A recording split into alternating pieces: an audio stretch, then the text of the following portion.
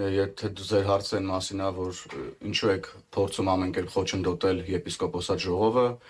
կամ ձեր իշխանության օրոք Կտրիչ Ներսիսյանի նկատմամբ քրեական հետապնդում է հարուցում, մեր իշխանության օրոք Հայաստանի Հանրապետության բոլոր քաղաքացիները հավասար են օրենքի առաջ։ Եվ եթե կա ուրեմն իրավական process հարուցելու անհրաժեշտություն, այդ իրավական process-ը պետք է հարուցվի անկախ Հայաստանի Հանրապետության որևէ քաղաքացու կարգավիճակից։ Եպիսկոպոսատ ժողովը ինչու է որոշվել կամ ինչու է հենց Հայաստանի Հանրապետությունից դուրս տեղի ունենում, սա էլ է հարց, որը պետք է նաև ուղղեք հենց տվյալ անձին, այլ ոչ թե այստեղ բարձրաձայնի։ Մայրաթորի